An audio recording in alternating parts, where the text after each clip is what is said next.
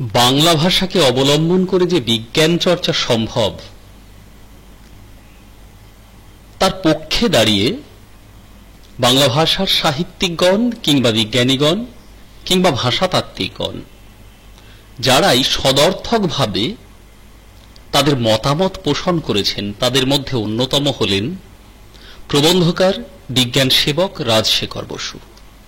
আজ আমরা দশম শ্রেণীর পাঠ্যের বাংলা ভাষায় বিজ্ঞান এই প্রবন্ধটি পাঠ করব, রাজশেখর বসু দ্বারা রচিত। যে প্রবন্ধটির মধ্যে প্রবন্ধকার স্পষ্টভাবে বোঝাতে চেয়েছেন সে কথা যে বাংলা ভাষাকে অবলম্বন করেও বিজ্ঞান চর্চা সম্ভব।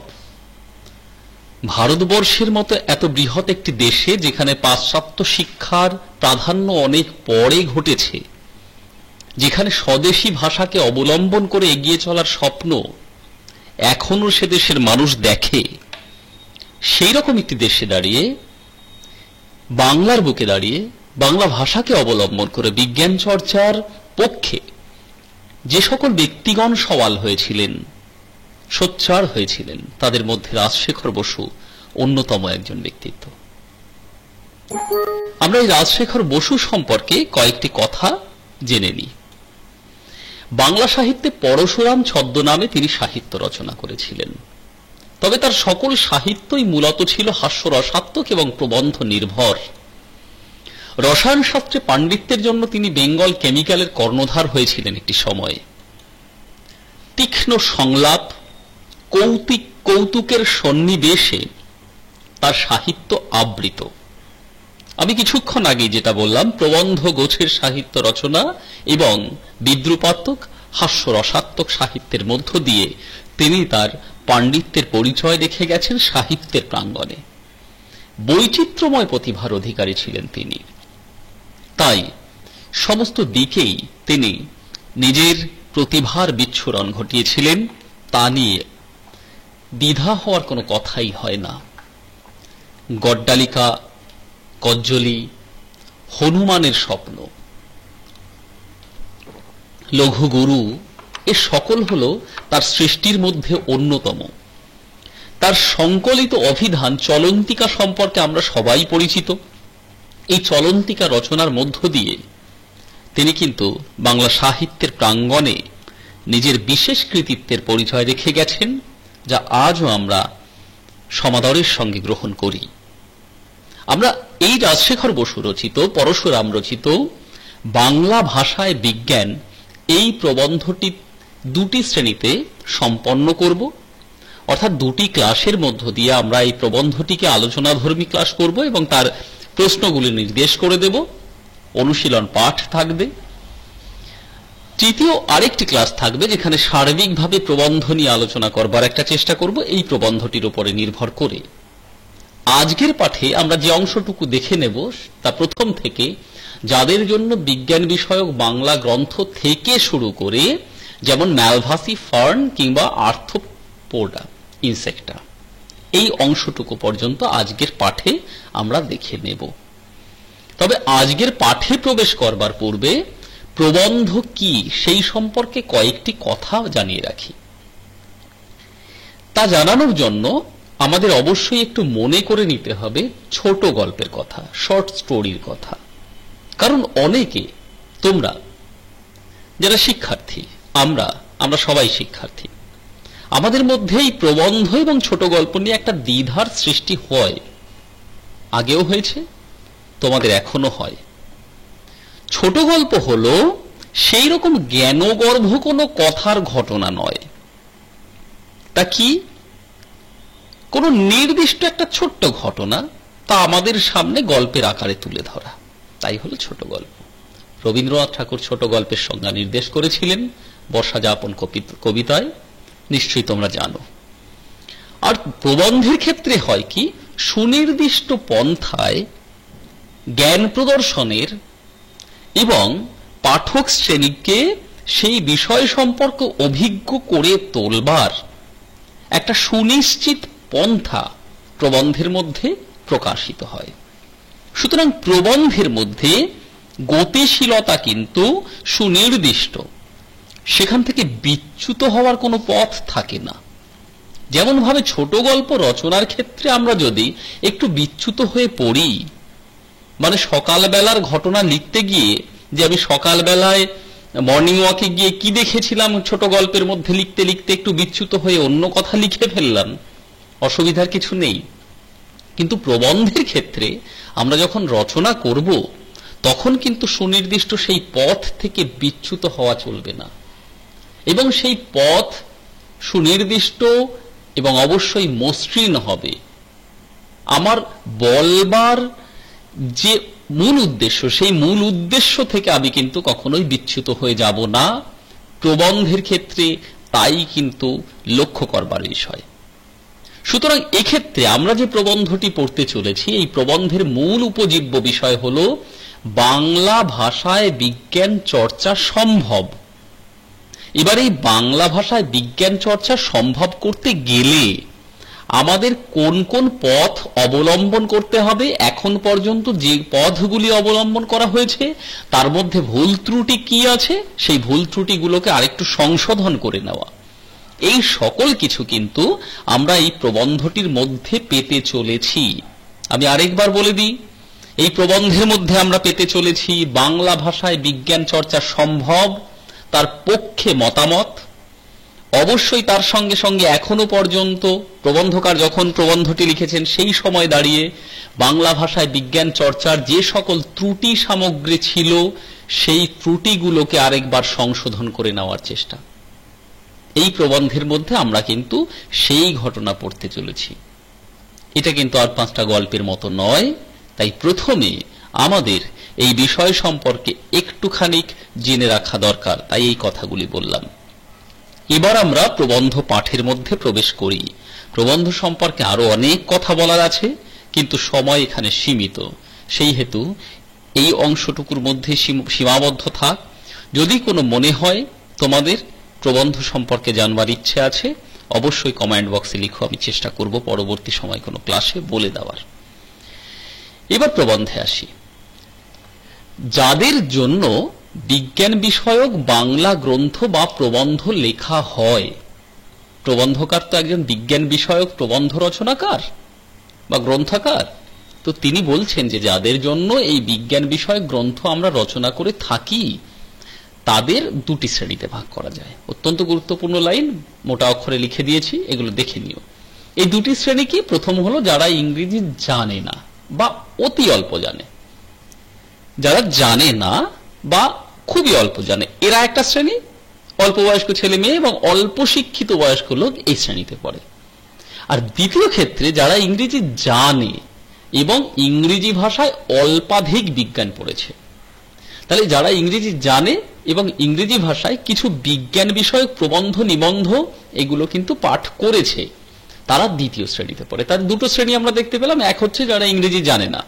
জানে না মানে একেবারেই কি জানে না তা নয়, তা কি না তা নয়, জানে না মানে অন্তত জানে কিছুটা, স্বল্প শিক্ষিত, অত ব্যাপ্ত ধারণা নেই। আর দ্বিতীয় শ্রেণীতে পড়ে তারাই যারা ইংরেজি জানে আর ইংরেজি ভাষায় বিজ্ঞানের প্রবন্ধ নিবন্ধ পত্রিকা এই সমস্ত পড়ে থাকে, কেমন বা পড়েছে। এবার এই প্রথম শ্রেণীর পাঠকদের বিজ্ঞানের সঙ্গে পূর্ব পরিচয় নেই। যারা প্রথম শ্রেণীর পাঠক, অত বিজ্ঞান টিজ্ঞান জানে না, তাদের কিন্তু পূর্ব পরিচয় তেমন নেই। গুটি কতক ইংরেজি পরিভাষার শব্দ হয়তো তারা শিখেছে, যেমন typhoid, iodine, motor, croton, zebra, এই শব্দগুলো তারা ইংরেজিতে পড়েছে, ব্যাস ওর মধ্যেই তাদের সীমাবদ্ধতা, দৌড়দৌড়ি। অনেক রকম স্থূল তথ্য তাদের জানা থাকতে পারে। স্থূল তথ্য মানে হলো ভুল তথ্য কিন্তু জনমুখে প্রচলিত, যেমন কর্বুর উবে যায়, উবে যায় মানে উড়ে যায়, ডানা মেলে হতে পারে। পিতলের চাইতে অ্যালুমিনিয়াম হালকা, লাউ কুমড়ো জাতীয় গাছে দুরকম ফুল আছে, এই যে ব্যাপারগুলো, এগুলো হলো স্থূল তথ্য। এর সত্যতা কিন্তু এই মানুষগুলো জানে না। সত্যতা জানলে তারা অন্যরকম ভাবে এই বিষয়গুলোকে বিশ্লেষণ করত, কিন্তু আসলে তারা তো অত বিজ্ঞান বিষয়ক ধারণা তাদের মধ্যে নেই। তাই কিন্তু তারা ওই স্থূল তথ্যের মধ্যেই থাকে, প্রথম শ্রেণীর ক্ষেত্রে বলছি। এইরকম সামান্য জ্ঞান থাকলেও সুশৃঙ্খল আধুনিক বৈজ্ঞানিক তথ্য তারা কিচ্ছু জানে না। সুশৃঙ্খল মানে কি? অর্থাৎ বিজ্ঞান শব্দের অর্থ তো বিশেষ জ্ঞান, তাহলে বিশেষ পদ্ধতিতে জ্ঞান অর্জন করা মানে হলো সত্যতাকে অনুসন্ধান করা, যে কর্পূরটা উবে যায় কেন, বাতাসে রাখলে বাতাসের সঙ্গে মিশে যাচ্ছে, কি এমন রাসায়নিক বিক্রিয়া হচ্ছে, এই সম্পর্কে সুশৃঙ্খল যে বৈজ্ঞানিক ধারণা, এটা তারা জানে না। এটা কিন্তু তাদের দোষ নয়, এটা কিন্তু তাদের দোষ নয়, সমাজ ব্যবস্থার, শিক্ষা ব্যবস্থার খানিকটা দোষ বলা যেতে পারে। এই শ্রেণীর পাঠক বিজ্ঞান শেখা তাদের সংস্কারের বিরোধী নয়। তাহলে এই শ্রেণীর পাঠক ইংরেজি ভাষার প্রভাব থেকে মুক্ত। তাহলে এই যারা প্রথম শ্রেণীর, তারা কিন্তু ইংরেজি ভাষার প্রভাব থেকে খানিকটা মুক্ত, কারণ তারা তো ইংরেজি অত জানে না। তাই বাংলা পরিভাষা আয়ত্ত করে বাংলায় বিজ্ঞান শেখা তাদের সংস্কারের বিরোধী নয়। এই লাইনটা ভীষণ ইম্পর্টেন্ট, খুব ভালো করে শুনে নাও। তাহলে বাংলা পরিভাষা যদি আমরা ব্যবহার করে তাদেরকে বিজ্ঞান শেখাই, মানে প্রথম শ্রেণী যারা বিজ্ঞানের ইংরেজি কোনো তেমন কিছু পড়েনি, তাদের কাছে কিন্তু কোনো অসুবিধা ঠেকবে না। যেমন ধরে নাও, এখন যদি আমি বলি যে প্রাণ ধারণকারী বায়ু, কিছু বুঝতে পারলে? কি বললাম? না, কিছু বুঝতে পারোনি। কিন্তু আমি যদি এখন বলি অক্সিজেন, তাহলে সবাই বুঝতে পারলে, বলে হ্যাঁ হ্যাঁ ঠিক একদম। তাহলে আমি বললাম যে আমরা সবাই প্রাণ ধারণকারী বায়ু গ্রহণ করি, কেমন? এটা বললাম, তোমরা বললে কি বলতে চাইছে। এবার তারপরে বললাম আমরা সবাই অক্সিজেন গ্রহণ করি, তখন বললে হ্যাঁ ঠিকই বলেছিল, প্রাণ ধারণকারী বায়ু। তাহলে কথাটি হলো অক্সিজেন না বলে, ওটা তো ইংরেজির শব্দ, আমরা ওকে যদি বাংলায় পারিভাষিক রূপে বলি যে প্রাণ ধারণকারী বায়ু, তাহলে আমরা খানিকটা যারা ইংরেজি ইতিমধ্যে শিখেছি তাদের কাছে একটু সমস্যার, কারণ তাদের মনে হবে বাবারে প্রাণ ধারণকারী বায়ু বস্তুটা আবার কেমন। যেমন আরো দুই একটা উদাহরণ দিই। ধরে নাও এখন আমি যদি হঠাৎ করে কম্পিউটার এই শব্দটা ব্যবহার না করে তোমাদের সামনে বলি যে তোমার বাড়িতে একটি গণকযন্ত্র আছে, আধুনিক গণকযন্ত্র আছে, তুমি তখন ভাবতে বসবে তাহলে আধুনিক গণকযন্ত্রটা কি। নিশ্চয়ই মাস্টার মশাইরা হয় আধুনিক গণকযন্ত্র, কারণ অনেক কিছু তারা জেনে ফেলে, তাই না? এরকম হয়তো ভেবে বসবে। কিন্তু মজার ব্যাপার, এই কম্পিউটার হলো আধুনিক গণকযন্ত্র। তাহলে আমরা আধুনিক গণকযন্ত্র এই শব্দটার সঙ্গে অতটা পরিচিত নই, আমরা কম্পিউটার শব্দের সঙ্গে পরিচিত। তাহলে যে মানুষটা কম্পিউটার এই শব্দটির সঙ্গে পরিচিত নয়, তাকে যদি আমি কম্পিউটার দেখিয়ে বলি এই দেখো এই বস্তুটির নাম হলো আধুনিক গণকযন্ত্র, তাহলে আধুনিক গণকযন্ত্র যদি হয় তার সামনে তার কিন্তু কোনো অসুবিধা হবে না, তার ওই কম্পিউটার শব্দটাই তার কাছে তখন অপরিচিত মনে হবে। তাই যারা অত কিছু ইংরেজি ভাষায় পারদর্শী নয়, পরে টরে নি, তাদের কিন্তু বাংলা পরিভাষা ব্যবহার করে বিজ্ঞান শেখাটা কোনো সমস্যাই নয়, তাদের ভালোই লাগবে বরঞ্চ। মানে ব্যাপারটা কি, একটা উদাহরণ হিসেবে প্রবন্ধকার এখানে বলছেন, ছেলেবেলায় আমাকে ব্রহ্মমোহন মল্লিকের বাংলা জ্যামিতি পড়তে হয়েছিল। তাহলে ব্রহ্মমোহন মল্লিক একজন জ্যামিতির বিশেষজ্ঞ ছিলেন, কেমন একজন ব্যক্তিত্ব ছিলেন জ্যামিতির রচনার জন্য। তার একটা বই পড়তে হয়েছিল, এক নির্দিষ্ট সীমা বিশিষ্ট সরল রেখার উপর এক সমবাহু ত্রিভুজ অঙ্কন করিতে হইবে। এর মানে বুঝতে বাধা হয়নি, কারণ ভাষাগত বিরোধী সংস্কার ছিল না। এটা আমরা সবাই বুঝতে পারছি একটা নির্দিষ্ট সীমা বিশিষ্ট সরল রেখার উপরে সমবাহু ত্রিভুজ কিভাবে অঙ্কন করা হয়। এবার যে ইংরেজি জানবে, ধরে নাও একজন ইংলিশ মিডিয়াম স্টুডেন্ট, তাকে যদি এই বাক্যটি বলা হয় সে কিন্তু সড়গড় হতে পারবে না, কারণ ছোটবেলা থেকে সে কিন্তু বাংলা সম্পর্কে অতটা গভীর জ্ঞান তার মধ্যে নেই। ফলে এই বাক্যটি পড়ে সে কিন্তু উদ্ধারই করতে পারবে না কি বলতে চাইছে, তাই নয় কি? তাহলে ভাষাগত একটা বিরোধী সংস্কার তখন ছিল না বলে প্রবন্ধকার বলছেন যে তখন আমার তেমন কোনো অসুবিধা হয়নি। সুতরাং এই অংশটির মধ্যে আমাদের উপজীব্য বিষয় এই, মূল খুঁজে নেওয়ার বিষয় এই যে যারা প্রথম শ্রেণীর পাঠক, যারা কিনা বিজ্ঞানের পরিভাষা ইংরেজি ভাষা সম্পর্কে অত দক্ষ নয়, তাদের কাছে কিন্তু বাংলা পরিভাষা ব্যবহার করে বিজ্ঞান শেখাটা সমস্যার হবে না। যেমন তখন কম্পিউটার তাদের কাছে গণকযন্ত্র বললেও ভুল কিছু হবে না। আবার একই রকম ভাবে আমরা যদি অক্সিজেনের বদলে তাদের বলি প্রাণ ধারণকারী বায়ু, তাহলেও তাদের তেমন কোনো সমস্যা হবে না। কেমন বুঝতে পেরেছ? এবার দ্বিতীয় অংশে, পরের অংশে আসি। কিন্তু যারা ইংরেজি জিওমেট্রি পড়েছে তাদের কাছে, মানে ইংরেজি যারা জিওমেট্রি পড়েছে তাদের কাছে উক্ত প্রতিজ্ঞা বাক্যটি সুশ্রাব্য ঠেকবে না। মানে ওই জিওমেট্রি পড়া ইংরেজিতে, আমি একটু আগে যেটা বলছিলাম, ইংরেজিতে পাঠ করা একজন শিক্ষার্থী তার কাছে কিন্তু ওই বাক্যটা খুব একটা সহজ মনে হবে না, যে একটা সুনির্দিষ্ট রেখার উপরে বা সীমা বিশিষ্ট সরল রেখার উপরে সমবাহু ত্রিভুজ অঙ্কন করতে হবে। তাদের মনে হবে বাপরে কি বলতে চাইছে, সহজ মনে হবে না, কিন্তু আমাদের সহজ মনে হতে পারে। যে লোক আজন্ম ইজারা পড়েছে তার পক্ষে হঠাৎ ধুতি পরা অভ্যাস করা একটু শক্ত। দুটো পৃথক পোশাকের কথা বলা হচ্ছে।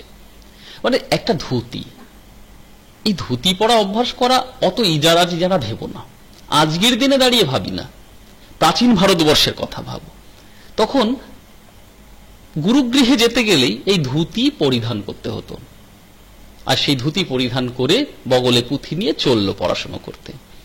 এখন আজকের এই আধুনিক দিনে যখন ব্যস্ত জীবন, তোমাদের কাউকে যদি ধুতি পরিয়ে স্কুলে পাঠানো হয় কি হবে ভেবে দেখেছ?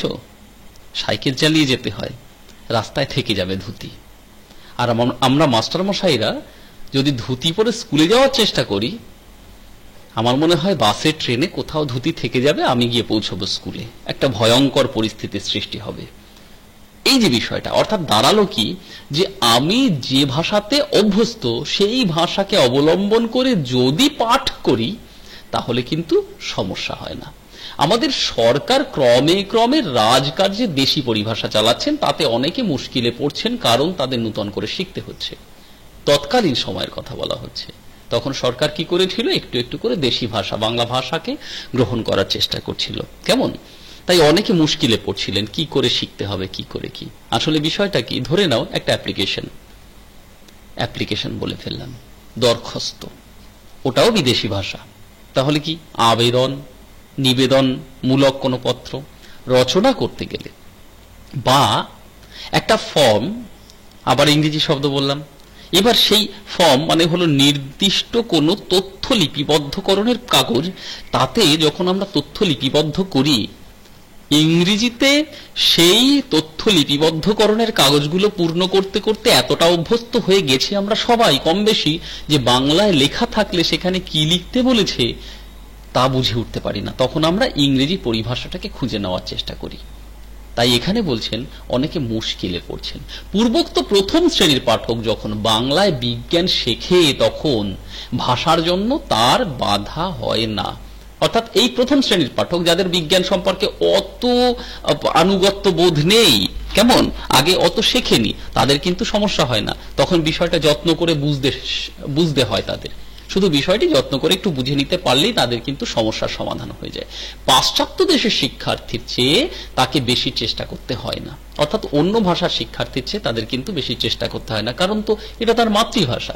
কিন্তু দ্বিতীয় শ্রেণীর পাঠক যখন বাংলা ভাষায় লেখা বৈজ্ঞানিক সন্দর্ভ পড়ে, দ্বিতীয় শ্রেণীর পাঠক মানে কি বলেছি, যারা বিজ্ঞানের প্রবন্ধ ইতিমধ্যে খানিক খানিক পড়েছে, তাদের ক্ষেত্রে যদি বৈজ্ঞানিক সন্দর্ভ পড়ে, সন্দর্ভ মানে হলো প্রবন্ধ নিবন্ধ বা এরম ধরনের কোনো একটা অংশ, কেমন, সেটা যদি পড়ে তখন তাকে পূর্ব সংস্কার দমন করতে হয়। মানে আগে যা শিখেছে, ইংরেজিতে যেগুলো শিখেছে সেইগুলো দূরে সরিয়ে রেখে পড়বার চেষ্টা করতে হয়। ফলে একটা ভয়ঙ্কর দমন প্রক্রিয়ার সৃষ্টি হয়, ভয়াবহ পরিস্থিতির সৃষ্টি হয় মনের মধ্যে।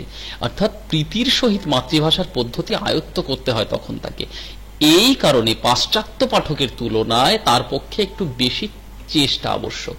তাই তাতে কি হয়, পাশ্চাত্য পাঠকের তুলনায় তার কিন্তু একটু বেশি চেষ্টা করতে হয়। পাশ্চাত্য মানে অধিক, প্রাচ্য শব্দের অর্থ হলো এ দেশ, আর পাশ্চাত্য অন্য দেশ থেকে আসা, কেমন।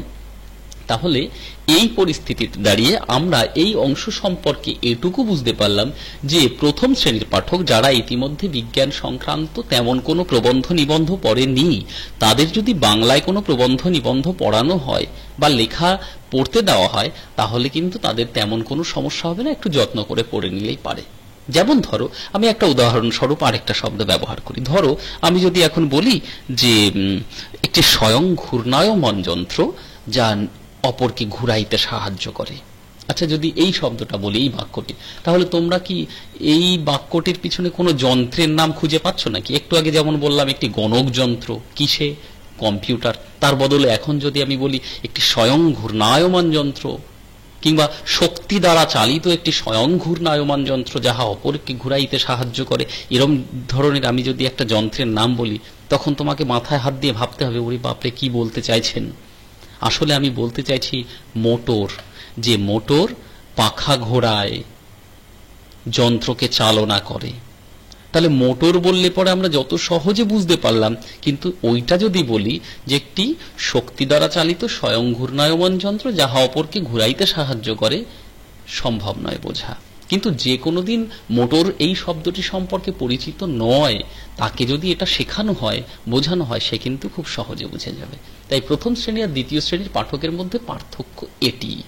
প্রথম শ্রেণী বুঝে নিতে পারবে, দ্বিতীয় শ্রেণীর পক্ষে একটু শক্ত হয়ে দাঁড়াবে, কারণ তার পূর্ববর্তী যে পাঠ, ইংরেজির প্রতি যে পক্ষপাত, সেটাকে বর্জন করতে হবে। পক্ষপাত মানে হলো ইংরেজির প্রতি যে আনুগত্যবোধ আর দুর্বলতা, সেটাকে বর্জন করে তারপর এই মাতৃভাষাকে পাঠ করতে হবে। এবার আমরা এর পরের অংশে আছি। বাংলা ভাষায় বিজ্ঞান চর্চা এখনো নানা রকম বাধা আছে। যখন প্রবন্ধকার লিখেছিলেন তখনও ছিল, আজও আছে। মুশকিল এখানেই, কারণ বাংলা ভাষায় প্রচুর শব্দ নেই। কারণ আমরা জানি, আমরা ইতিমধ্যেই নবম শ্রেণীতে পড়ে এসেছি, নব সৃষ্টি, সেখানে দেখেছিলাম বাংলা কিন্তু স্বয়ং সম্পূর্ণ ভাষা নয়, আত্মনির্ভরশীল ভাষা নয়। সংস্কৃত যেমন আত্মনির্ভরশীল ভাষা, ফার্সি যেমন আত্মনির্ভরশীল ভাষা, বাংলা কিন্তু আত্মনির্ভরশীল ভাষা নয়, ইংরেজিও আত্মনির্ভরশীল ভাষা নয়। ফলে এই বাংলাকে কি করতে হয়, বাংলাকে যখনই সাহায্যের প্রয়োজন হয় বাংলা ভাষার, তখনই সে সংস্কৃত ভাষার দিকে হাত বাড়ায় কিংবা বিদেশি শব্দের দিকে হাত বাড়ায়, এটাই নিয়ম। কেমন? ফলে কি হচ্ছে, বাংলা ভাষার ভান্ডার ক্রমশ বৃদ্ধি পাচ্ছে বিদেশি ভাষা দ্বারা। কেমন? তাই বাংলা পরিভাষার শব্দ প্রচুর নেই। অনেক বছর পূর্বে বঙ্গীয় সাহিত্য পরিষদের একটি সংশ্লিষ্ট কয়েকজন বিদ্যোৎসাহী লেখক নানা বিষয়ের পরিভাষা রচনা করেছিলেন, মানে অনেক ধরনের পরিভাষা। যেমন কিছুক্ষণ আগে বললাম যে আমরা যদি কম্পিউটার না বলে গণকযন্ত্র বলি, কিংবা আমরা যদি, সবাই মোবাইলে দেখছো তো, মোবাইল না বলে যদি বলি চলভাস, কজন চিনি চলভাস নামক শব্দটিকে? চিনি না তো। তাহলে এই যে পরিভাষাগুলো রচনা হলো, মোবাইল না বলে বললাম চলভাস, কম্পিউটার না বলে বললাম গণকযন্ত্র, প্রাণ ধারণকারী বায়ু না বলে বললাম অক্সিজেন, এই যে পরিভাষাগুলি, কেমন, এই পরিভাষাগুলি সাহিত্য পরিষদ স্থির করেছিল। তাদের উদ্যোগের এই ত্রুটি ছিল যে তারা একযোগে কাজ না করে স্বতন্ত্রভাবে করেছিলেন। তার ফলে সংকলিত পরিভাষার সাম্য হয়নি, একই ইংরেজি সংজ্ঞার বিভিন্ন প্রতিশব্দ রচিত হয়েছে। সমস্যাটা এখানে হয়েছিল। কি সমস্যা? যে তারা একসঙ্গে সবাই মিলে বসে কাজ করেনি। এই ধরনের পারিভাষিক কাজ করতে গেলে সবাইকে একসঙ্গে বসে কাজ করতে হয়। এবার সবাইকে মানে কি, দেশের সব মানুষ একসঙ্গে বসে পরিভাষা তৈরি করবে, তাই নাকি? না, ওই রকম নয়। বিষয়টা হলো, একটা পারিভাষিক পরিভাষা তৈরি করতে গেলে, ভাষার অন্য ভাষা থেকে আরেকটা ভাষা স্থানান্তরকে পরিভাষা বলা হচ্ছে, তৈরি করতে গেলে তখন কিন্তু সমস্ত স্তরের বিশেষজ্ঞ ব্যক্তিদের নিয়ে একটি দল গঠন করতে হয়। সেই দল গঠনের মধ্য দিয়েই পরিভাষা কিন্তু সুন্দর হয়ে ওঠে। যেমন ধরো 1936 সালে কলকাতা বিশ্ববিদ্যালয়ে যে পরিভাষা সমিতি নিযুক্ত করেছিলেন, তাতে বিভিন্ন বিজ্ঞানের অধ্যাপক, ভাষাতত্ত্বজ্ঞ, সংস্কৃত তত্ত্বজ্ঞ পণ্ডিত এবং কয়েকজন লেখক একযোগে কাজ করেছিলেন। তার ফলে তাদের চেষ্টা অধিকতর সফল হয়। এই মাত্র যেটা বলছিলাম, যে একটা পরিভাষা তৈরি করতে হবে, তাহলে তা তৈরি করতে গেলে অনেককে একসঙ্গে নিতে হবে। কে কে? একজন বিজ্ঞানের অধ্যাপক থাকবেন, তিনি বিজ্ঞান সম্পর্কে জ্ঞান প্রকাশ করবেন, সুনিশ্চিত মতামত প্রকাশ করবেন। ভাষা তত্ত্বজ্ঞ থাকবেন, যিনি ভাষা সম্পর্কে দক্ষতার সঙ্গে বলতে পারবেন। একজন সংস্কৃতজ্ঞ পণ্ডিত থাকবেন। একটু আগে বলছিলাম বাংলা ভাষা তো আত্মনির্ভরশীল ভাষা নয়, তাহলে তার তো সংস্কৃতের দিকে হাত বাড়াতেই হবে, আর বাড়াতে গেলেই তখন একজন সংস্কৃতজ্ঞ পণ্ডিত থাকলে হয়। এবার সবাই মিলে, এবং অবশ্যই লেখক থাকবেন যারা বিজ্ঞান বিষয়ক প্রবন্ধ নিবন্ধ এগুলো লিখবেন, সবাই মিলে একসঙ্গে যদি এই কাজটি করে, তাহলে অবশ্যই অধিকতর সফল হয়। আর হয়েছিল 1936 সালে কলকাতা বিশ্ববিদ্যালয়ের পরিভাষা সমিতির যে কাজ, তা কিন্তু অনেকটা সফল হয়েছিল। এটা কিন্তু গুরুত্বপূর্ণ অংশ। তাদের চেষ্টা অধিকতর সফল হয়েছে। কাদের চেষ্টার কথা বলা হয়েছে? ভীষণ গুরুত্বপূর্ণ প্রশ্ন, মনে রেখো এটা। কেমন? এবং কিভাবে সফল হয়েছিল? পরিভাষা রচনা কিন্তু একজনের কাজ নয়। একটু আগে আমরা দেখলাম পরিভাষা কোনো বিজ্ঞানের অধ্যাপক বসে ভাবলো আমি পরিভাষা রচনা করে ফেলি, না, হবে না। কেন হবে না? কারণ ভাষা তত্ত্বজ্ঞের থাকতে হবে সেখানে। কারণ ভাষা বিষয়ক সুনিশ্চিত গভীর জ্ঞান যদি প্রকাশ না করে তাহলে শব্দ তৈরি হবে কি করে? সংস্কৃতজ্ঞ একজন পণ্ডিত থাকতে হবে যে সংস্কৃতের উপরে নির্ভর করে বাংলা চলে। বাংলা ভাষার প্রায় 40% শব্দ সংস্কৃত শব্দ থেকে গৃহীত হয়েছে। কেমন? সুতরাং পরিভাষা রচনা একজনের কাজ নয়। সমবেতভাবে করলে নানা ত্রুটি সমবেতভাবে না করলে ত্রুটি হতে পারে। কলিকাতা বিশ্ববিদ্যালয়ের সংকলন খুব বড় নয়, আরো শব্দের প্রয়োজন আছে। যখন প্রবন্ধকার লিখছেন তখন কথা বলছেন। এখন অনেকটাই নিজেদের শুদ্ধে নিতে পেরেছে বাংলা এই পারিভাষিক সমিতি এবং তার সঙ্গে সঙ্গে বাংলা ভাষার যে সমস্ত বিশেষজ্ঞরা আছেন তারা। কিন্তু দরকার মতন বাংলা শব্দ পাওয়া না গেলে বৈজ্ঞানিক রচনা চলতে পারে না। তাহলে দরকার মতো যদি বাংলা শব্দ পাওয়া না যায় তখন আমরা কি করব? বৈজ্ঞানিক রচনাকে স্তব্ধ করে দেবো নাকি? না, তা চলতে পারে না। তাহলে কি করতে হবে তখন? প্রবন্ধকার পথ দেখাচ্ছেন। বৈজ্ঞানিক প্রবন্ধকার বলছেন যতদিন উপযুক্ত প্রামাণিক বাংলা শব্দ রচিত না হয়, মানে যতদিন এইভাবে বাংলা শব্দ রচিত হবে না, ততদিন ইংরেজি শব্দই বাংলা বানানে চালানো ভালো। তাহলে যতদিন পর্যন্ত আমরা বাংলা শব্দ পাচ্ছি না, মানে টার্মিনোলজিক্যাল দিকটা খুঁজে পেলাম না, মানে পারিভাষিক শব্দ আবিষ্কার হলো না, তৈরি হলো না, ততদিন আমরা কি করব? ইংরেজি শব্দ বাংলা বানানে চালিয়ে দেব। মানে অক্সিজেন অকয়দন্তস্বয় হর্ষি বর্গীয় জয়কার দন্তন্য এইভাবে লিখব। বিশ্ববিদ্যালয়ে নিযুক্ত সমিতি, এটা কিন্তু ইম্পর্টেন্ট কোয়েশ্চেন, যে যতদিন ইংরেজি শব্দ বাংলা বানানে চালানো যায়, এই যে অংশটি, মানে যতদিন উপযুক্ত প্রামাণিক পাওয়া যাচ্ছে না ততদিন এইভাবে। পরিভাষা রচনা একজনের কাজ নয় কেন, তার পিছনে যুক্তি কি, এই জায়গাগুলো বলতে হবে। কেমন? বিশ্ববিদ্যালয় নিযুক্ত সমিতি বিস্তর ইংরেজি শব্দ বজায় রেখেছেন। তার বিধান দিয়েছেন যে নবাগত রাসায়নিক বস্তুর ইংরেজি নামই বাংলা বানানে চলবে। বিশ্ববিদ্যালয়ের যে সমিতি গঠিত হয়েছিল কলকাতা বিশ্ববিদ্যালয়ে 1936 সালে, তারা বলেছিলেন, কি বলেছিলেন? যে নবাগত রাসায়নিক বস্তুর যে সকল নাম সেগুলো বাংলা বানানে চালাতে হবে। যেমন অক্সিজেন, এইমাত্র বলছিলাম, প্যারাডাইক্লোরোবেনজিন, উদ্ভিদ ও প্রাণীর জাতিবাচক নাম বা পরিচয়বাচক অধিকাংশ ইংরেজি বা সার্বজাতিক ইন্টারন্যাশনাল নামও বাংলায় চালানো যেতে পারে, যেমন ম্যালভাসি, ফার্ন কিংবা আর্থ্রোপোডা ইনসেক্টা। সুতরাং এই ভাবে আমাদের বিজ্ঞান বিষয়ক প্রবন্ধ নিবন্ধকে এগিয়ে নিয়ে চলতে হবে। প্রবন্ধকার এই ইতিবাচক মনোভাব এখানে প্রদর্শন করলেন। আমাদের এই জায়গা থেকে বুঝে নেওয়ার, খুঁজে নেওয়ার বিষয় এই যে বিজ্ঞান বিষয়ক প্রবন্ধ নিবন্ধের জন্য পারিভাষিক শব্দ আমাদের সামনে নেই বলে আমরা থমকে যাব না, স্তব্ধ হয়ে যাব না। তাহলে আমাদের কি করতে হবে? আমাদের সেখানে দাঁড়িয়ে এই পথগুলো অনুসরণ করতে হবে, যে পথগুলি প্রবন্ধকার দেখিয়ে দিলেন, যে যতদিন পর্যন্ত ইংরেজি শব্দ, বাংলার আভিধানিক শব্দ তৈরি হচ্ছে না বা পারিভাষিক শব্দ তৈরি হচ্ছে না, ততদিন পর্যন্ত সেই শব্দগুলি ইংরেজি থেকে বাংলা বানানে লিখেই চালানো যাবে। আর অবশ্যই নজর দিতে হবে পারিভাষিক রচনা, শব্দ রচনার দিকে, এবং তা যেন সকলে মিলে একসঙ্গে সম্ভব হয়। আমাদের আজকের ক্লাসে এতটাই থাক। এই অংশ থেকে আমরা যে প্রশ্নগুলো দেখে নেব, যেগুলো অনুশীলন করব বাড়িতে, সেগুলো একটু দেখে নিই। তাদের মোটামুটি 2 শ্রেণীতে ভাগ করা যেতে পারে। কাদের কথা বোঝানো হয়েছে? কেমন? 2 নম্বরের প্রশ্ন বা 3 নম্বরের প্রশ্ন হতে পারে। আমি প্রথমে দেখিয়েছিলাম, বলে দিয়েছিলাম যে প্রথম শ্রেণী আর দ্বিতীয় শ্রেণী 2 ধরনের পাঠকের কথা বলা হয়েছে। আমি প্রশ্ন উল্লেখ করলাম না, বলে দিচ্ছি, লিখে নাও। এই প্রশ্নটা তাদের মোটামুটি 2 শ্রেণীতে ভাগ করা যায়। কাদের সম্পর্কে প্রবন্ধকারের এই উক্তি, তাদের পরিচয় দাও। কেমন? 1+4 এই প্যাটার্নের হতে পারে। দ্বিতীয় প্রশ্ন, ভাষাগত বিরোধী সংস্কার ছিল না। কেমন? এই লাইনটি কাদের সম্পর্কে প্রবন্ধকারের এই উক্তি? এই যে এখানে এক লাইনটি ছিল, বাংলা পরিভাষা আয়ত্ত করে বাংলায় বিজ্ঞান শেখা তাদের সংস্কারের বিরোধী ছিল না। কাদের? প্রথম শ্রেণীর পাঠকের। এটা 1 নম্বরের রেসপেক্টে লিখো। তোমাদের তো এখান থেকে 1 নম্বরের প্রশ্ন প্রবন্ধ থেকে হবে না, তবু তা সত্ত্বেও একটু লিখে রেখো। বাংলা ভাষায় বিজ্ঞান চর্চা এখনো নানা রকম বাধা আছে। এই বাধা সমূহ কি কি? কেমন?